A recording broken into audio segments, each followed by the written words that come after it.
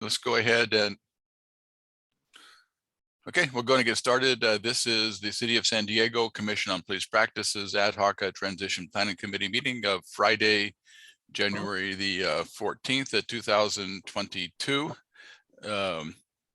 Present are myself, Doug Case, the chair of the committee. We have the chair of the commission, Brandon Hilpert, here. We have committee members, Patrick Anderson, who also chairs our Community Outreach Committee, and Commission Member Diana Dent. We have Katie Evandetti from Women Occupy, who is our liaison with San Diegans for Justice. We have Charmaine Mosley, our interim executive director. Robin Resendez, if I pronounced that correctly, who is our new administrative aid and complaints coordinator. And we have Henry Foster, who is the chief of staff to Council District 4. And you can go and put the agenda up on the screen, Brandon, that would be helpful.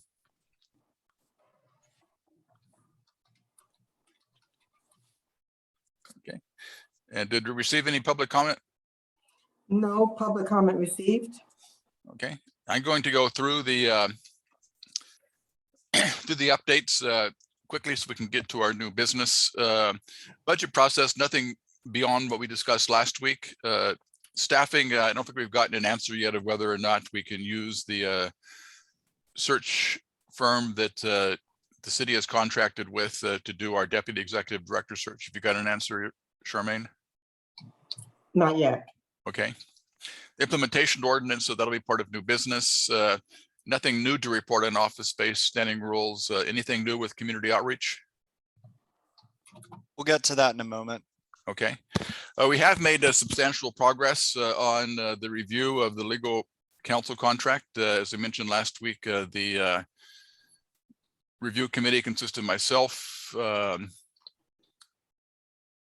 Brandon, and Kristen Rizzo. Is that how you say her name, Charmaine? Yes. Who is an attorney who is on the Human Relations Commission.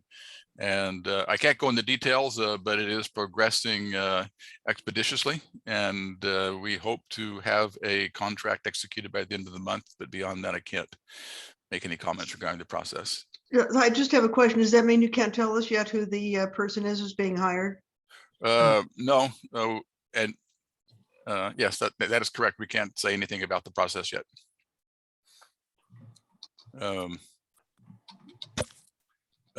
New business, item A of new business is basically as a placeholder so that we can be sure to articulate the different requirements that the commission will be required to review and evaluate.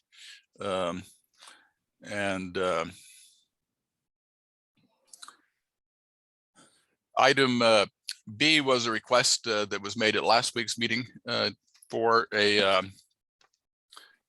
interpretation for our outside counsel to analyze the city attorney's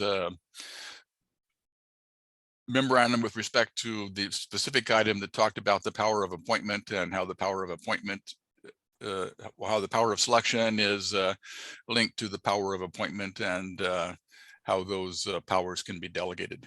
And we didn't have a chance to submit the referral memo until middle of this week, and so we don't have an answer yet, but we will share that answer as soon as we get that from them.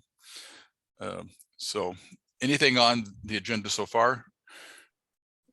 Seeing none, we can move to the primary item of business today, which is the second draft of the implementation ordinance. And I scheduled us to do 3 things, and maybe we ought to change the order we do those, but one was to get initial reactions to the draft from members of this committee. Second is scheduling a community forum to get community feedback. The third is scheduling a meeting of this committee to review that feedback from the community and to develop recommendations to the commission, and then have the commission meet to ratify or modify, as they see fit, the recommendations of this committee, all of which needs to be completed in time for us to be able to represent the commission at the special meeting of the Public Safety and Livable Neighborhoods Committee meeting scheduled for next Friday, the 21st at 2 p.m. And so I think we probably ought to do 2, 3, and 4 together right now and try to get a game plan set up for that. And then we can spend the rest of our time together today talking about our thoughts regarding the second draft. Okay, so I'll begin, Doug, since I'm the first person up. I also have a reminder that I need to leave at 11:20, and I do have 3, under item 1 here, 3 initial reactions I'd like to discuss. In terms of scheduling, so as a reminder, we had scheduled a community roundtable for February 3rd. Over the last couple transition committee meetings, because of the abbreviated calendar, the second draft being released last night, and then a special meeting of the PSLN committee being called for next Friday, that February 3rd date is no longer appropriate to inviting community input. So what we are, so yesterday I reached out to San Diegans for Justice to ask if they, our co-hosts for that February 3rd event, might be able to move up an event for this coming Tuesday, the day after Martin Luther King Jr. Day, at 5 p.m.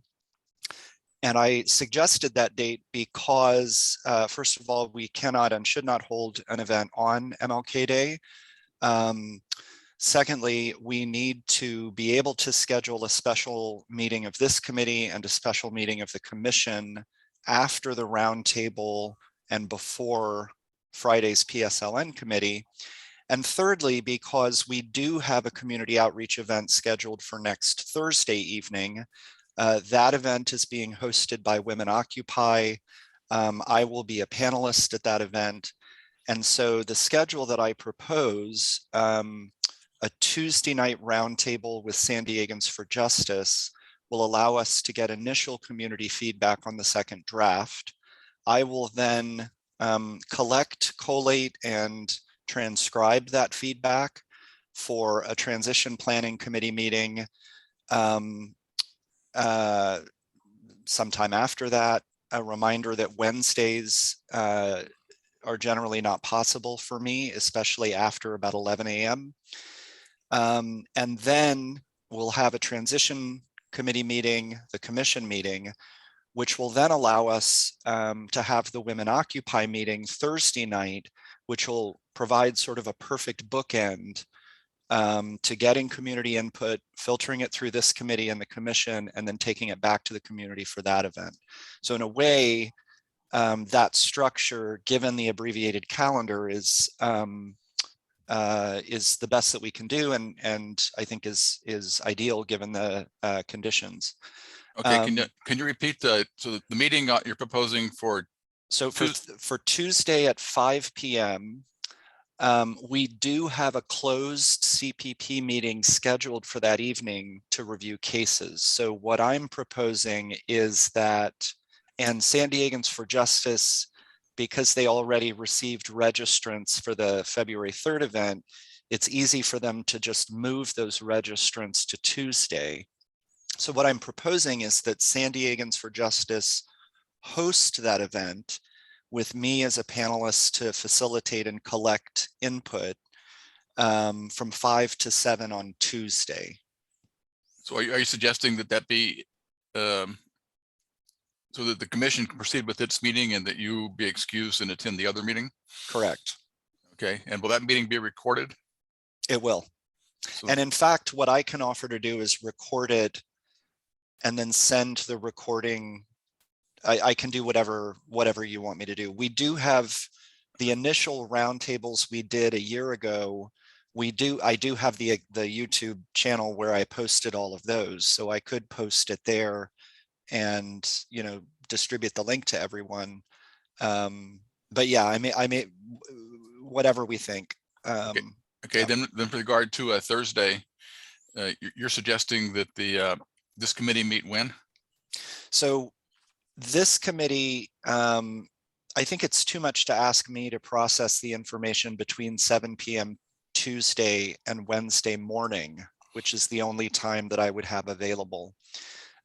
So then I would suggest a Thursday meeting in the morning of this committee. And since we have to call a special commission meeting, it's sometime during the day on Thursday before, Kate, before the Women Occupy event.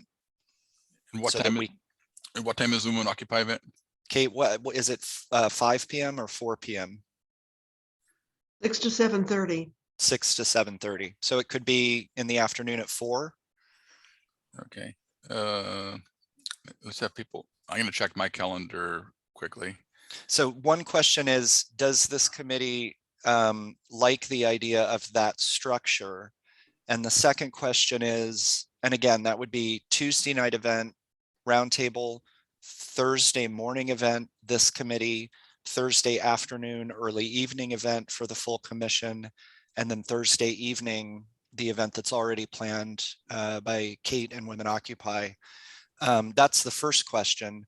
The second question, is this committee okay with San Diegans for Justice hosting the Tuesday event with me as a panelist to collect the information? Okay, so the first question is, does that proposed schedule of meetings work for people? And if it does, then we can talk about specific times. So for me, I think it's okay. What about Brandon, Diana, and Kate? Works for me. I'll just add before, people checking their calendars. This is exactly what we were trying to work with D4 to prevent. We were asking to try to get this information in advance, and I appreciate the fact this got moved up. But last Friday, we asked for an update and we were told there is no update to give That's you. right. So That's right. I have to say, excuse me, I have to say this is the most frustrating thing that we've had to deal with, because we have consistently tried to work with D4. And this is the lack of transparency that the community hated last time, and you're doing it again. So we're moving all of our schedules around to try to fix this. And again, I appreciate the fact that it's a special meeting. You only had to do 24 hours. We're getting longer than that. But given all the moving parts that we've let D4 and the community know that we want to try to do, this seems almost designed to short circuit that yet again. So, I mean, yeah, I'm really frustrated because obviously as volunteers, we keep moving our schedule around to fit the city, and we keep, to be honest, we keep getting screwed. So yeah, it'll work with my calendar and I'll make it work, but I'm really frustrated and, to be honest, kind of upset by the system right now. Okay. If I can respond, and I can appreciate Brandon's comments. However, I think they are ill-placed. And I will say this, you are correct that I told you that there was not an update. And the reason that you were told that is because at that time, I did not have an update. I cannot control the process and what it takes to get this to the final process in draft mode. That is out of my hands. Once it leaves my hands, it has to go to different offices in order to go through the final legal analysis process, which we are at the liberty of the city attorney. And 2, we have to go through the docketing process. And so there are several steps once it leaves our office in order to go through. And so I cannot commit, just as you tried to put your schedule together, as you were trying to get your target schedule together, and we convey to you that it is a fluid process and we have to maintain flexibility. Now, with that said, we also did go back and convey to the council member your sentiments on having this in 10 days in advance. And we tried our best to achieve that. We finished our process and went into this to our final consideration last weekend. But we had to make it through to where we had to do several checks, that there were checks that I did not know about that needed to happen. And as we received your last comments, one of the final checks was a portion on what you could do in regards to making recommendations on ballot measures, legislation, and so forth. We had to actually pull in the Ethics Commission to go through that process, which is something that I was not aware of. So as we tried our best to accommodate to get this out to you in advance as the best we could, which I think we did, is moving forward, as we are always having conversations about what's taking too long. So we are trying our best to accommodate, to take into consideration all sides of this issue. So again, I appreciate your comments. I understand your frustration, but we are doing the best that we can do as we have to deal with all of the various stakeholders and the challenges of getting it docketed in a timely manner. So that's what got us here. Thanks, and I appreciate that, but I'm going to push back a tiny bit. I think part of that is, yeah, maybe you had information that came up after our meeting last Friday, but I don't believe that you've reached out to anyone on our committee or our commission to give us any update since. And that's the transparency I'm talking about. You could have reached out to us and say, hey, after our meeting, we found out we need to go to the ethics commission. We found out we need to do this. None of that happened. And in fact, I think the way we found out that this got released was kind of at what, 4:40. I think we got the heads up that this was going out. So, I mean, there was no, this is the transparency that we have tried to work with you guys to make sure the community feels that their voices are being heard. And when stuff gets pushed out like this, I know you're doing the best you can, but it makes it look like you're doing whatever you want, regardless of what the community wants and regardless of what we're trying to do with the commission. That's our frustration, is the fact that it feels like right now it's a one-way communication. We try to share with you what we're trying to do, and we don't hear much back. That's where I get frustrated. And I will tell you that that's not accurate. I have been here at every meeting, and it gets compounded and convoluted. If you want to have a candid conversation, is that you have individuals that are part of this body, that are part of this meeting, that are working with reporters and having reporters call me directly on certain information. So as we are working together to try and move this forward, we need to understand that I provide you information as I receive information. And when we got the notice that we could make the docketing time yesterday, I immediately had reached out to Charmaine during the evening or during the morning.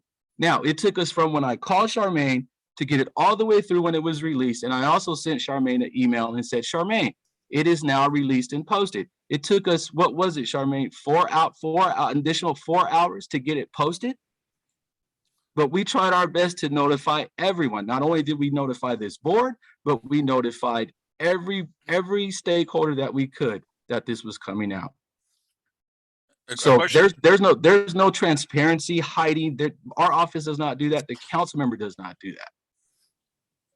A question that I had, Henry, is why was the selection of January the 21st for the special meeting selected? What considerations led to that? That's when we could get the body there to take action, to hear the item. Okay, I see Kate has her hand up, and if you can, we're kind of getting off agenda. I know people want to get things off of their chest, but I really would like to proceed with the agenda. So, but Kate.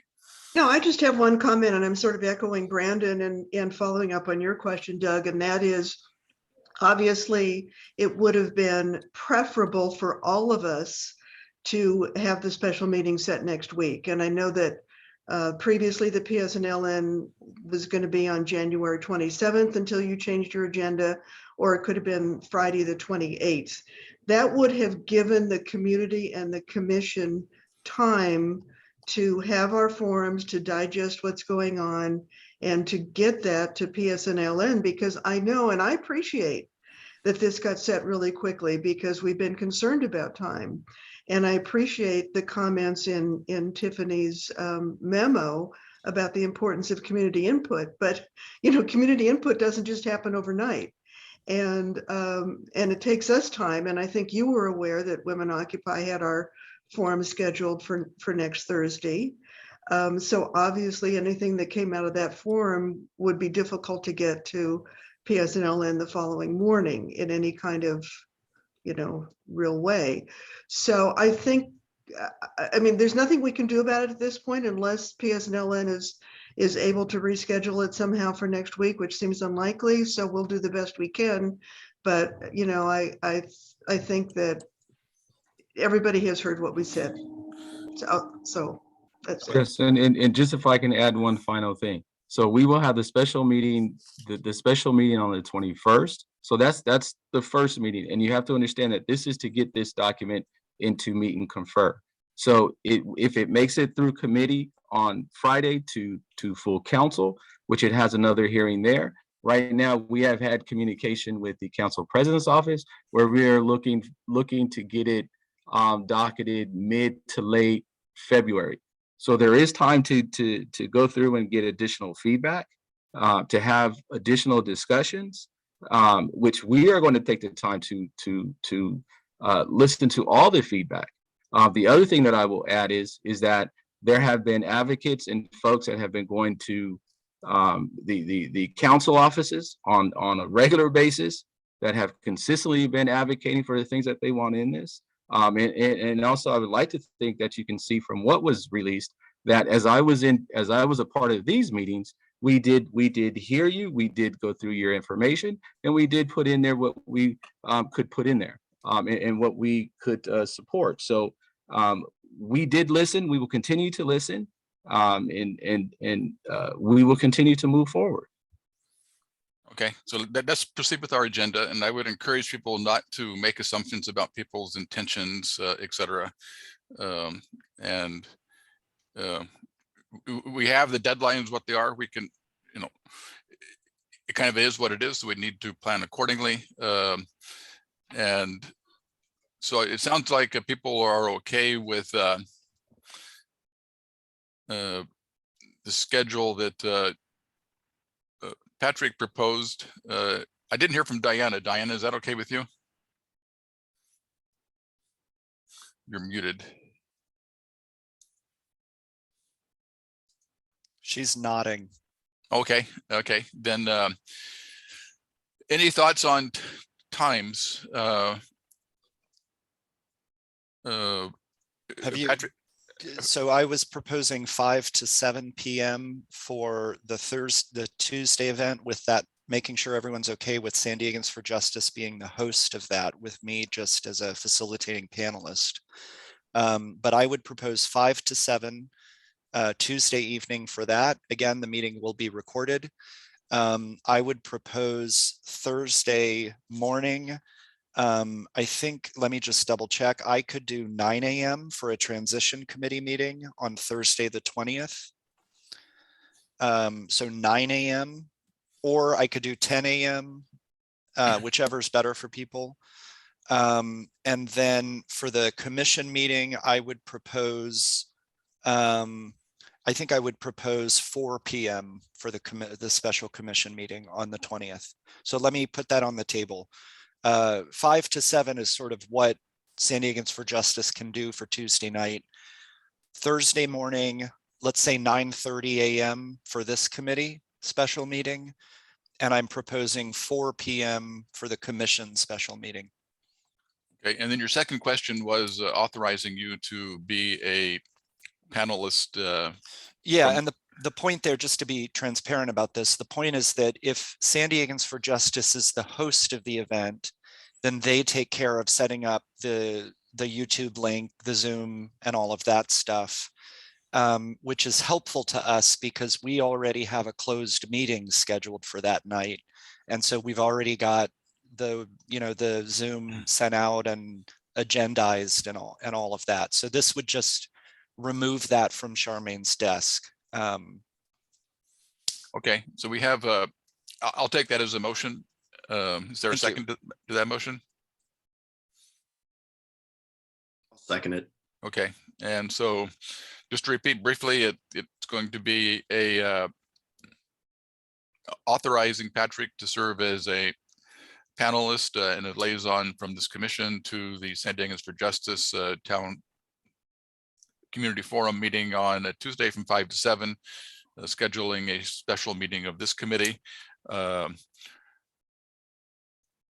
on Thursday at 9:30, and I'm assuming we're going to cancel the meeting on Friday morning, and that we request that we schedule a meeting of the special meeting of the commission to review this committee's recommendations at 4 o'clock on Thursday. Okay, everybody understand that? Okay, and so the voting members, if you could just raise your hand. Okay, so it looks like that's unanimous. So we have the frameworks, and go back to section 1, and maybe just some preliminary remarks. I'm going to let Patrick go first because I know Patrick has to leave at the time certain, but some maybe preliminary remarks before we do that I'd like to make. and then I'll call on Patrick. I think we have to take into consideration what Henry said. I went over our 17 recommendations we made, and of the 17, 9 of them were included in the second draft, and then there were 3 that were partially included. The flip side of that coin is that some of the significant ones, what was included, well, the flip side of that coin is that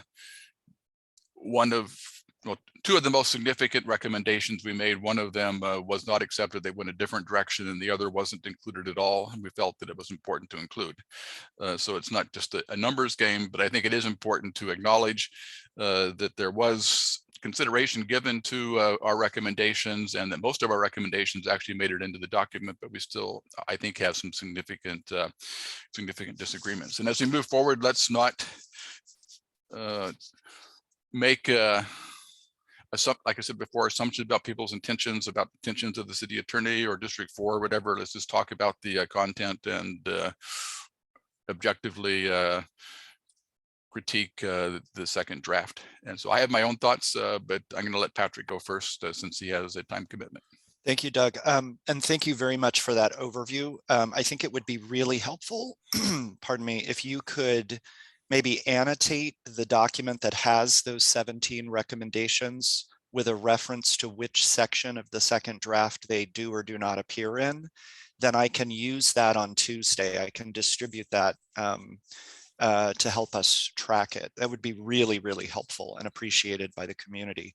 And I might say too that I would think by PSLN too. Sorry. Yeah, I was also going to say that I did, and I have a question for Henry too, or maybe the city attorney's office. I did go through the first draft and the second draft, and I highlighted everything that was new or different. And that's helpful. And I was wondering whether or not it would be possible to get from the city attorney, Henry, a red line which shows the changes from draft 1 to draft 2. Do you know if that's possible? I did have that discussion with the city attorney. And in that discussion, we had the legal discussion on the requirement, which is legally it's not required. But let me talk with them and the council member. We didn't want to hold things up based on that document because it will take them time to go through that. But let me talk with them and come back to you guys and go from there. Okay, that'd be helpful. So then, anyway, sorry for the interruption, Patrick. Go ahead. And Doug, in the meantime, can you please send me copies of your highlighted version in addition to that list of the 17 recommendations with your notes so that I can share that? I just want to, it helps community input to be able to point to information like that. So one general comment, I do appreciate the desire, this is taking a long time, and just to reiterate, that weighs on the members of this commission too, because we, especially with declining commission numbers and increasing complaints, we are all extremely overworked in these volunteer roles. I want to echo the comments made about scheduling, but I don't want to dwell on them. I also understand Henry pointing to the meet and confer process, which is certainly going to take a long time, as being something that the council wants to begin the process of as soon as possible. I will note that meet and confer processes with the police department don't end up resulting in getting more for the commission at the end of the process. They typically are restrictive processes from the perspective of the community. So we want to begin that process with the implementation ordinance, including as much as possible for the community. Because it's not like the meet and confer process will result in us being offered what we haven't already asked for. I have 3 main concerns. The first concern, and I was able to spend time reading, not as closely as Doug, but I was able to read the second draft twice between receiving it last night and teaching my class this morning. The first concern, and Doug, if you could find what section this is in, I didn't take notes, unfortunately, on the section, is on the membership on the commission. So currently, the second draft says that there will be 25 spots on the commission, 25. It mandates that every single one of those seats is a designated seat. 18 of them must be two representatives from each of the 9 council districts. 2 of them must be youth seats, so that's 20. And the other 5 must come from census, low-income tracts from census data. Now, this is an unsustainable model of having every single seat as being designated. And in fact, during our discussion quite a few months ago about this part of the first draft, I remember D4 pushing back on our requests for SDPD data being used, in terms of which beats have high rates of warrantless stops, uses of force, and so on, in order to apportion seats there. D4 was concerned about having too many designated seats because it makes it more difficult to appoint people, to recruit people and appoint people who satisfy those designations. In this draft, every seat is designated. And so from a recruitment perspective, it's already difficult to get those seats under the old model that are designated by council district. It's already virtually impossible to maintain all of that. With this new model, we don't have any flexibility. The second part of my concern there is that we did an enormous amount of research on whether that census data and the low-income tracts actually gets what we, the community, and D4 want on this commission, which is representation from people who experience higher rates of policing and people who have had experience with these kinds of encounters with officers. And so this was a part of what I did for this committee. I went and looked at, if you'll remember, massive spreadsheets of data on warrantless stops, on stops and searches, on uses of force. I tried to use that data by beat to figure out if the beats with higher rates of stops and searches might get some more recognition, representation, and so on. None of that actually evolved in a way that was usable for this process. But with the involvement of D4, we ended up with this language that leaves a significant number of seats undesignated, but requires the commission to take into account all of the things that the community members care about and that D4 also cares about, which includes people who have experiences with policing in making nominations for the commission. And in fact, we worked out the specific language of that, not only in these meetings, but also with D4 and with community groups, including the voters ordinance that San Diegans for Justice has put together. And there seemed to be clear consensus that was good language, that's what we wanted in the draft. In addition, we knew that there was a legal precedent in the state of California for that kind of language because we drew the language from other boards and commissions, both at the state level and at the city level in other parts of California. So it was the biggest surprise for me was to see that in the second draft, that the original language of using the census tract data has not been changed. It hasn't been changed at all. And to see that those are 5 designated seats. So I'm concerned about that. Related to that, there was a lot of work being done to ask the new commission to collect and distribute data on complaints, data on policing in San Diego to the extent allowed by law.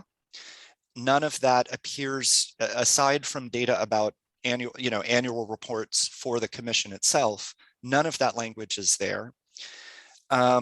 Related to that, there's a lot of reference to specific legislation at the state level, specific bills and acts like the POBAR laws the Police Officer Bill of Rights in California.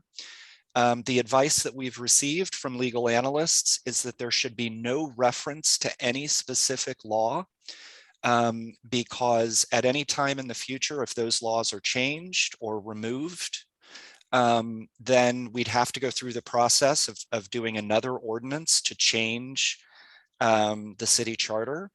And so in every case, the language that legal analysts suggests we use is within applicable law, or some sort of general thing that refers to the fact that state law takes precedence. But reference to any specific law is a bad idea, because if that law changes, then city council has to go through the process of changing the city charter again. Secondly, I noted that there is still a felony exclusion for membership on the commission.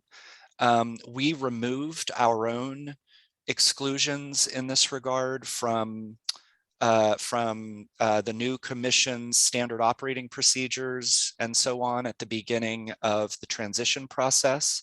That was at the request of the community. It was one of the first things community members said they wanted out of there, but I see that it's back. So again, this means that anyone with a background of having been convicted of a felony is not permitted to serve on this commission. I actually have a question of whether, given the state of current state law, of whether that's legal. In any case, it's certainly something the community did not want in the city charter. And then finally, and this again was one of the top line concerns of the community, it isn't clear in the nomination and selection and appointment process that there's any formal role either for the commission or the community. In fact, it seems to be from the current language that that anybody in the community and or the commission may make nominations.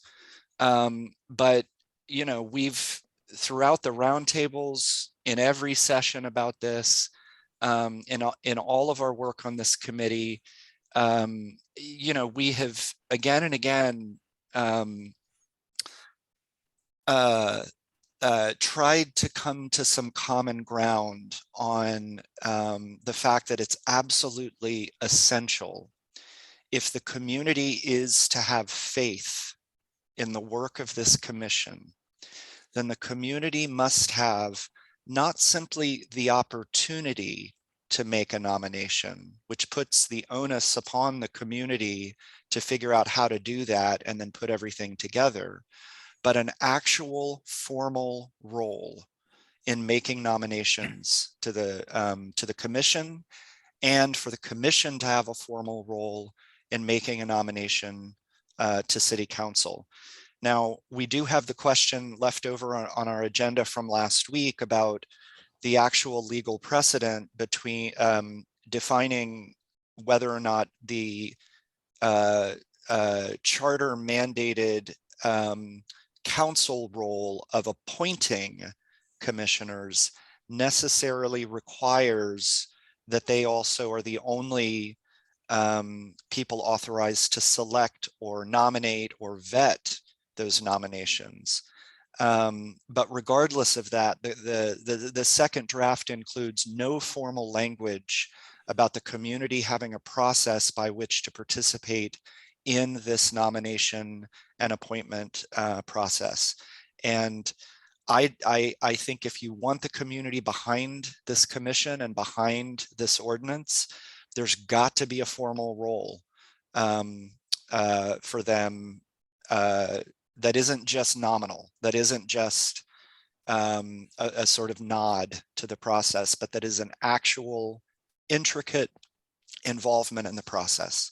I'll stop there. Those were my top level concerns. Okay, and let me make an observation regarding one of the things you just said, and then I have a question for Henry regarding process. This committee recognized that the authority of appointment lies within the council, and so we tried to schedule our recommendations accordingly. And our request, our first request, was that the commission explicitly be given the ability to make nominations, and that was included in the second draft. we defined how we planned on doing that, who was going to be on the selection committee, what the criteria was going to be, and so forth. But the intent is that would be in the bylaws of the permanent bylaws of the commission, and shouldn't be something that's in the ordinance, so that the commission itself can change that. And so now I will note that that the second draft gives us that ability to make nominations and to come up with a process for doing so. It doesn't mandate that the city council accept our recommendations, but it gives us a process for doing so. Doug, just to be clear, it doesn't give us a process. All it says is that we may participate, and it gives the public, the public may make a nomination. I understand that. I'm just telling you what, Okay. but our request was that that we be allowed to make it, and indicated our intent to develop a process, indicated what that process was, and the ordinance allows us the ability to do that. And so we can put into our bylaws, if this passes, a nominations committee exactly as we selected, and and using the criteria that we selected. And so Correct. I just want to make that clear. And the second question I have for Henry, and then I have some other observations, and I see that Kate does too, regarding the ordinance. I share some of Patrick's and have some additional concerns. But before I get into that and allow other people to speak, Henry, with regard to the process, say that the PSNLN wants to make some changes to the second draft. Does it come back to PSNLN, or do they make the recommendations and then it goes to the full council when the full council refers it to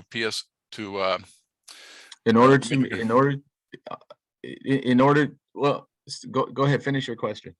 Yeah, I think I was almost done. And so if they say that the PSNLN wants to make some changes to the second draft, does it come back to PSNLN, or can it go straight to the council? It depends on the types of changes or amount of changes. If it is something that can be done and go to, and we feel it's better to keep moving the item forward and have those changes incorporated and heard at the council hearing, then we will do so. If it's more, if it's more of a substantial work product, then we will have to make a determination if it's better for that to go back to committee versus council. But that will be determined at the council hearing and the direction that's given there. I'm sorry, at the PSNLN hearing and the direction that's given there. Okay, and I would reiterate, and I think everybody's aware of this, of what Patrick says, that we are anxious to get the implementation ordinance enacted, because we can't appoint new commissioners until we do so, and our numbers are dwindling and our caseload is increasing. So there is a sense of urgency to that, and I think everybody here understands that. And so I saw Kate had her hand up, so I'll go ahead and let her speak. Well, I was just going to respond to this concern about the selection process. And I think that can be resolved. I read this as saying basically that the commission is going to be involved in the selection, and then the nominees go up to the city council. And I think maybe that Patrick's and my concern can be resolved by just changing the word "the commission may prepare" to "the commission shall prepare an operating procedure," which of course the commission has already done. The procedure that we've already talked about. So I think that would be my suggestion. I don't know what Patrick thinks about that, but that's just off the top of my head. And I mean, I had other couple comments, but I didn't know if we wanted to move off of this issue, because it is an absolute major issue. And I think we really don't want any wiggle room. I agree with Patrick on that. So I think it needs to be clear to the community and clear in the ordinance that the nomination process, the interviewing and selection and all that stuff of new members of the commission will be established by commissions, whether it's bylaws or standard operating procedures or however it's going to be done, so that it's more easily modified if necessary, as well as reflects what the community wants and what the CPP has put in their recommendations. And if I can respond, I like that suggestion, Kate, keeping in mind that even if it says that we shall have a process and shall make nominations, it still is up to the council, and the council can decide to accept our nominations. And it's clear, at least in the current draft of the ordinance, others will have the ability to nominate as well. But I think that what you're suggesting does strengthen what we intend to do. And I might note that under the previous CRB, there never was a role for the CRB to have a selection committee and so forth. That just kind of evolved, and it worked well for the city. And in my sense is that if the commission comes up with the process, implements the process, and does a good job of that, that our recommendations will most likely be accepted, and it would save the council a lot of time and effort, and ensure a smooth process. But the onus would be on us to show that that process is a fair process, a thorough process, and one that works. Did you want my other comments on, sorry, Patrick, see you. Do you want my other comments on other sections? I just had a couple. Then just if I can add, just for clarity, and again, the specific, the reason why that was written as such was because of the legal issue around delegation of authority. What we tried to do was to, one, understand what the request is, which is why you have in there that the process can go to the operating procedures, and you guys can take care of what you need to there. And also keep in mind that the way the operating procedures works, I believe in here, it indicates that those operating procedures, because what we wanted to do was to make sure that the operating procedures had teeth within themselves. So that's why those operating procedures have to go to council for approval. So when you go through and put that process together, it comes back to where it's heard at, it comes back to council through the hearing process, so on and so forth, in a way to try and accommodate that ability and that function. So that's why that was put together like that. So we went through all of those legal questions. I can tell you that we started down that road of a must do this or must do that, and we were not able to move forward with that. And so that's where we ended. That's how we landed where we are at now. Okay, and so we may want to have our own outside counsel provide us some guidance on that issue, which we've requested. And Charmaine, do you mind contacting Chris and tell her that there is now a timeliness, an urgency to our request, and ask if she can provide us an answer as soon as possible. Okay, I have some thoughts, but since Kate raised her hand first, I'll let her go ahead and make her additional thoughts. Well, I just had a couple. Obviously, I echo the whole issue about the absolute bar on anybody with a felony, no matter how old it is, and the other kind of convictions that is an absolute problem and needs to be eliminated. And hopefully PSNLN will do that. I was my understanding that D4 was. What was that? It's an answering machine. I'm sorry. I thought D4 was accepting of that, and so I'm just going to echo that. The other concern that I had that I sort of highlighted was it continually says that everything has to be consistent with collective bargaining agreements, and that issue was raised previously in the first draft. And here's the problem with that. The problem with that is that the community, of course, has no input to the collective bargaining agreement, and they're secret, and there isn't a whole lot of trust that a collective bargaining agreement, frankly, wouldn't just completely override stuff that's in the draft ordinance that the community has been fighting for. So we need to find a way to not have that as part of the ordinance. And I mean, my preference would be, although I know nobody's, I know that the police union isn't going to agree with me, and probably not others, that the collective bargaining agreement has to conform to the charter and to the ordinance rather than the other way around. So I have a concern, and just as Patrick has a concern about having specific statutes in there, I have a concern about making this having to comply with collective bargaining agreements, because I can see a collective bargaining agreement saying that officers don't have to comply with, that the department doesn't have to comply with subpoenas, that officers don't have to testify, et cetera, all of which is in the draft ordinance. And then if the collective bargaining agreement says no, then the commission again has no power. So that's a significant concern that I have. The other question that I have, which isn't in this, and I think Henry can answer that, or Tiffany, is that in the memo from Tiffany, it talks about 2 drafts. And I thought that this second draft superseded the first draft, but it talks about both drafts going to PSNLN. So I'm a little confused about that.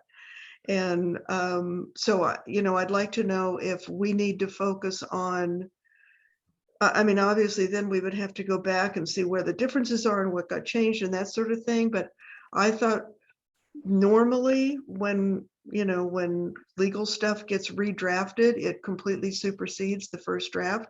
And that was my thought.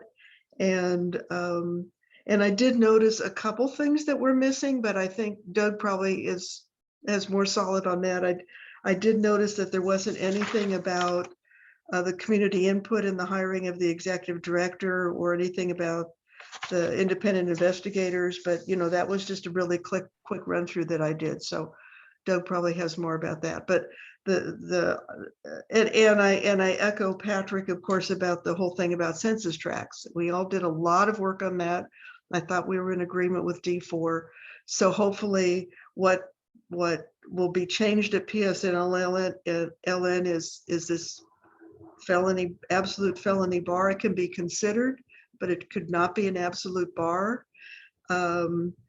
Just like everything else is going to be considered, and go back to the language that we worked so hard on, not having all these seats designated. And we know it's been impossible sometimes even to get 1 member from certain districts as opposed to 2. And then you're going to have all these vacancies for no reason. And then the third concern I have is this compliance with collective bargaining agreements. Those are my biggies for now, and I'll stop at that point. If Doug, if I can, Go ahead, Henry. if I can respond, I think first I'll start with collective bargaining agreements. One, the collective bargaining agreements, I do not see that will be removed. It is the way that the city conducts business. The charter in another section does give the council the authority to enter into those collective bargaining agreements. The only way to get something out of that nature, essentially, you would have to have each of the REOs, which are the represented employee organizations, agree to waive all of their rights. And that simply is not going to happen. So the other side of this is that as the initial conversations are taken into closed session, the way the process works, that once they exit closed session, there is an open session hearing to where the public and the community have an opportunity to review those documents and to come in and address said documents. Those documents are available online. I would recommend that everyone go through those collective bargaining agreements, and you can look at what's in there and what's discussed in those agreements. But nowhere will you find that they do not have to go in and have an ability to not participate in a board or commission if they are called to do so. There are several areas that we found that require cooperation, and we've talked to a few of the representatives to where there is already language in there that when it comes to certain fact findings and certain things, that people have a duty to participate. So it's within the institution. And I think there is a process in which those collective bargaining agreements are done. And if there's anything that's concerning in those collective bargaining agreements, the commission and the public will have an opportunity to view those as those are negotiated on whatever cycle they are on. If it's an annual basis, a 5-year basis, or a 3-year basis, whatever it is. So just to dispel that. The other question, when you talked about designated seats, and as we make that term, and I'll use another term, at large, regardless of what you do with a seat, it is a designated seat. You just have to, you just term it the way you term it. We got rid of the call out for the police divisions, because we did, as we went through it in more detail, did recognize that the districts do have overlap with the divisions. So you could potentially end up with more individuals in certain districts rather than others, which could be upside down. The other side to this is we did put in there the census tracts, because again, we wanted to try our best to look at consistency. We didn't want to go through any type of data analysis. The census tracts run concurrent with the census data, which is done on a 10-year basis. And we felt that provided the best road to consistency. We do recognize that this is a very challenging board to staff. It is probably one of the hardest working boards or commissions to staff. But I think that's just a nature of the conversation, and will continue to be a nature of the conversation. I think each council district elected official will have to work to make sure that they keep their 2 designations there. And the council president is going to have to be committed in working with the executive director to bring folks on board. I will say that this process is different than what was previously done. And I think the way that the previous administration would handle things, and I'm sure Charmaine can attest to this, it was not an easy process, because it was very, it was very politically centered. And so, as I told you, oftentimes with boards and commissions, we would not nominate because we could not get certain people placed or certain people through. And I think this process will be more transparent, and I think it will add to folks' willingness to come on board. But I think that's going to be an effort, because I think once folks realize that they are volunteers and they are not getting paid, and the level of commitment that it takes to make it on this board, I think that's another conversation, honestly. Unfortunately, it's one we're not having now, but at some point in time, I'm sure it will continue to come up, because this is a very hardworking board, and it's all volunteer based, and it's not compensated. And even with that compensation, and not the way the charter reads, it's kind of what played into that last item, Doug, about being able to make certain recommendations on ballot measures and so forth.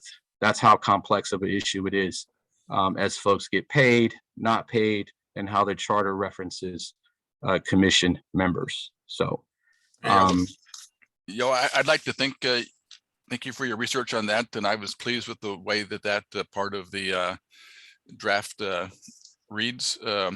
I would respectfully disagree with some of your observations. I think we do need to have at-large seats, not only for flexibility and filling seats, but oftentimes we may have individuals with certain areas of expertise or life experiences that may not fall, within a particular city council district. And so I think we need to have greater flexibility. And I think that, in my opinion, and we can, we'll debate this when it comes to the committee, but my opinion is we need to have some at-large seats. Another area that was not included, and the fact that it's not included doesn't mean, I'm not sure you can read anything into it, but we had requested that the ordinance includes let me just look at how we worded it.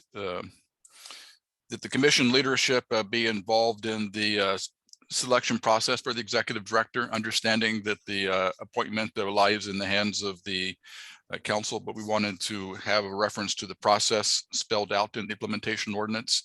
I understand, I realize that the fact that it's not there doesn't mean that the council, that the commission will not, leadership will not be involved in that process, but we wanted to have some reference to the process so that it was clear that the intent is for the commission leadership to be involved in selecting the executive director, since the executive director serves at the will and direction of the commission. So we were disappointed that it wasn't included. And I know whether Henry is able to comment on why it wasn't included and whether it could be included. Again, I think it goes back to the initial discussions at the time the charter amendment was put in place. It was not specifically written into the charter. Also, again, it becomes the conversation that we did have. And I think there's actually not too much in here about the executive director, and especially with hiring and appointing authority type conversations. That's really should be in the municipal code that was done to establish the office of the Commission on Police Practices. So if that's something that the council continues to look at, I would assume that section of the municipal code is where that type of information would go. Okay, so we could make a recommendation that there be an amendment to that ordinance that created the office of the Commission on Police Practices. Is that, am I understanding you correctly? Absolutely. Okay. It's already 11:30, and the intent was not to make specific recommendations today. We wanted to just get the initial feedback, and that we can make our recommendations next Thursday after we hear more community input and people have a chance to further digest it. But go ahead, Henry. I'm sorry. I also wanted to clarify Kate's question on multiple ordinances. So what you see that's posted online, you have the implementation ordinance, and you also have the draft Civil Service Commission ordinance. So the email, those are the two ordinances that Tiffany was referring to. Just as this process goes, you see the civil service does have to go before the Civil Service Commission and have discussion there. But as it is I'm going to call it a right, in accordance with the charter, we are bringing them both forward as kind of companion items as we're having this discussion, so folks understand that one goes with that those rights are there and part of the discussion. So those are the two ordinances that Tiffany was referring to in the email. Thank you. Doug, could you put together the research that you did about what was not accepted or not in the draft at all from the CPP, so that frankly, I don't have to go back and do it? I can. It's kind of like a chicken scratch, but I can maybe, as Patrick suggested, I can go through item by item and indicate where in the ordinance I think that it was included or wasn't included or was partially included. Yeah, I'm more concerned about what was completely missing. And I see that Charmaine has her hand raised, and it may be because we missed an item of public comment that she needs to. Yes, and I also wanted to first of all apologize. I've been running in and out. I have another meeting going on, so I apologize for not being here for most of this meeting. But I did wanted to clarify something that Mr. Foster mentioned regarding the selection process and the politicalness when it comes to selection of candidates. I know, for the last few years in my position, what I've noticed is that the background checks of candidates plays a large, actually a rather huge role when it comes to the decision-making on who gets to be on, who got to be on the previous CRB. And as we're moving forward and we're thinking about background checks, that might come into play again. So when we talk about political, the background checks is something that pretty much made the decision as to who was going to be on the commission or not, or the CRB or not. And did you want to read the public comment into the record that you received? Yes, we received a public comment from Francine Maxwell, And the public comment reads, "Hi, Happy New Year. I wanted to share that many community members are concerned that they are being cut out of the process to recruit and select positions as we move towards building trust in the commission. We all want to close the chapter of the old CRB and the lack of appreciation for the countless hours that volunteers did, and remember to stay engaged with our Wi-Fi deficient residents. All voices matter, and while the recent CPE report repeated what everyone already knows, we have to turn the page in this new chapter so we can have a new, fresh set of eyes and innovative volunteers for you to teach and mentor." That completes public comment. Okay, and Henry, your hand is still raised. Is that, did you want to speak again, or your hand was just raised? Yes, I just wanted to just provide some more clarification.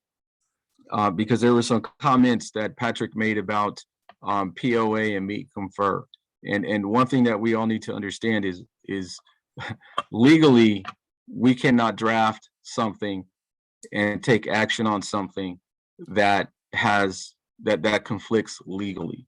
So I understand the concept of trying to go in with everything you can go in with, but we have to take into consideration those legal constraints. And we have done so. So I just wanted to make that point clear. The other side to this is, and just to clarify the background checks and what we tried to do, because there was a lot of conversation about the reference to moral turpitude and certain things, and we tried to make sure that we moved away from that. We do understand that the background check is a significant part. We tried our best to be clear on how that process will work and being on the tail end and being able to spell out some specific things that disqualify folks. The process and the things that we ran into, just to clarify as I make my statements, is that as we say that background checks were the basis, oftentimes we would even have a city employee that was employed at the city that couldn't get placed on a board, and what we would get, it was a background check issue. And so that's where I think as we move forward and do certain things, that I think this will be a different process. I think it will be a more transparent process. And as you hear comments where they say, where we hear comments that the public is shut out, I think I would have to disagree. And if you read the ordinance, the public has an opportunity to make nominations, which that does not exist in any other board or commission. So if Ms. Maxwell identifies individuals that she would like to bring forward, they simply need to accept that nomination process and go through the process and put their name into the pool of nominated candidates. And it will move forward through the process, and it will be heard. If someone is disqualified, it will be noted that they are disqualified, which is something that didn't happen before. So I think this is a totally different process that I think everyone needs to really take into consideration and take a hard look at. Can I just have a question? This is just my own ignorance. Once, if the commission interviews and sends someone up as a proposed nominee, is that when the background check is done, or No. does the background check done when they're being considered? So The as far as they're background, being considered they're being considered to be brought up, then that's known at that point. no, the way that the process will work and the way it's written in the ordinance, regardless of who makes the nomination, the individuals go through the nomination process. And if they are not, if they go through before the council and the council selects them, it's like I'll call it like a conditional employment offer, right? So they will go through the voting process. So let's say Mr. Case is nominated. He is then voted on and selected at the council. That's basically initially going to be a conditional appointment, and then he will go through the final background check. And if he clears the background check, then he will be formally appointed. If he is not cleared through that last process, then we will go in and say we have a vacancy and we need to we need to go through the appointment process again. So it is the final check the way it's written. So the non-clearance would have to do with the absolute bars that are in the ordinance, you know, like being a city employee or being married. When you're to talking a about current eligibility, law enforcement, that sort of thing, and the felony bar. I don't even know, depending on how the application is filled out, again, it's employment application. If they have a felony and it's flagged, then I believe it would be flagged.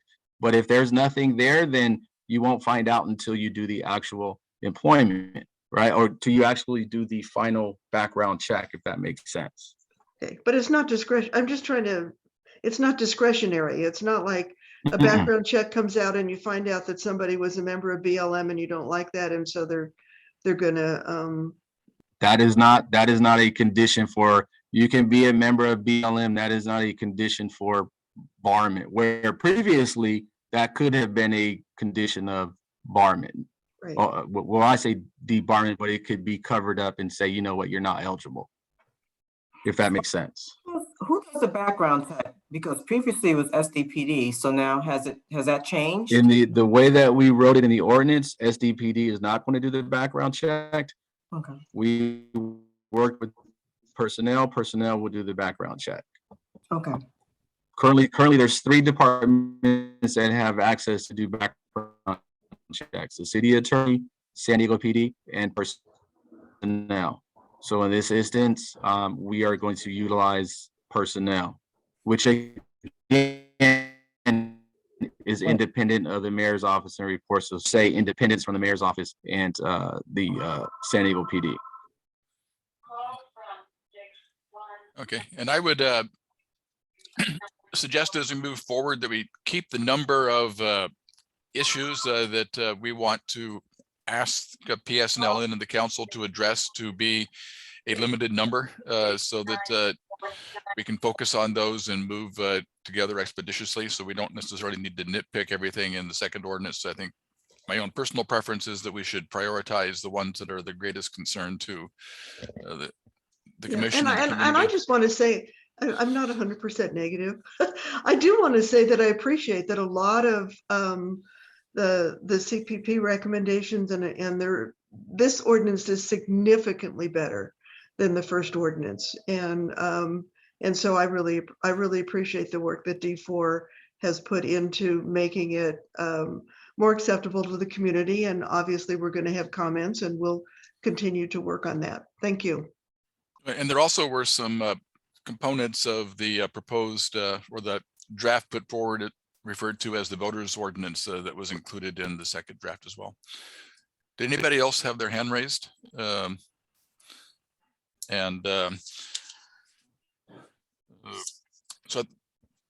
I think we have a game plan. I'm sensing that nobody feels a need to meet next Friday if we're going to meet next Thursday, and we're also going to be attending, I'm sure, the meeting on the next Friday afternoon. And I think we can wait to develop our committee agenda until we see what happens on Friday, and then I can draft the agenda for the following meeting on the 28th in. And so, is there anything else that people want to bring up before we adjourn today? No, just Charmaine has my contact information. If anyone on the group wants to call me directly, I'm more than happy to answer any further questions. And then, Henry, how soon do you think you'll be able to get an answer from the city attorney's office, whether they can provide a red line of the differences between draft 1 and draft 2?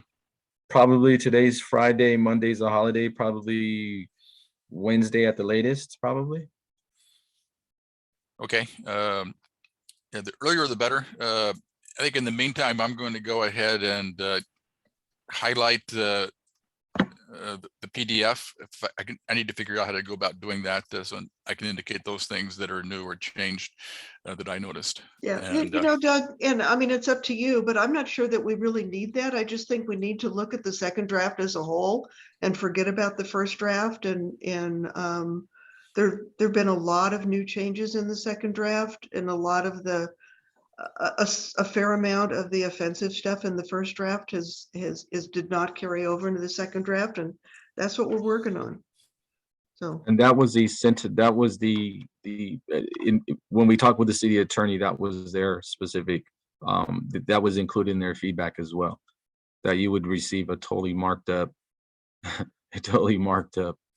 copy. Yeah, although actually it's not as totally marked up as you would think. And then there were certain, anyway, I think it would be useful. And so if we're able to get that, I think it'd be helpful for us, especially to go and see what the changes were, so we don't miss anything that was changed that we didn't notice was changed. Okay, unless somebody else has something you want to add, we'll go ahead and. No, I just want to invite everybody to our January 20th. And if you haven't received an announcement or a Zoom announcement about that, let me know and I'll send it out to you. Okay, I don't think I have, Kate, if you could send it to me. Okay. If it's, can I send it to Charmaine to send out? Yeah, Okay, that would be fine. we'll do that. Thank you. And I think I heard Tiffany chime in. Did you want to say something? Yeah, Tiffany? I wanted to highlight, I saw one final question in the chat. It said, what in the background check would disqualify a candidate? And I believe there's an answer there. Did you do that, Tiffany? Yeah, I just replied. It's in the draft ordinance. It's on page 9. And basically that's what we were kind of talking about a little bit earlier. It's where it basically says, if their criminal history includes any conviction, regardless of the date of the conviction, for any felony crime, felony or misdemeanor hate crime or enhancement, or any misdemeanor crime involving child abuse, domestic violence, elder abuse, embezzlement, sexual battery, or criminal violation of state or local conflict of interest laws. So if you want to read more on that, it's the very top of page 9. And I think if you continue to read that section, it talks about specific, I guess, is it charges or convictions that are not disqualifying. I believe it talks about drug offenses and something else too, if you read down further. Thank you. Okay. And seeing no hands raised and seeing no other comments in the chat, I think we'll go ahead and adjourn. So thank you, everybody. And we'll see you next Thursday at 9:30. And I'm sure we'll be seeing each other in commission and community meetings between now and then. So thank you, everybody. Appreciate it. Bye-bye.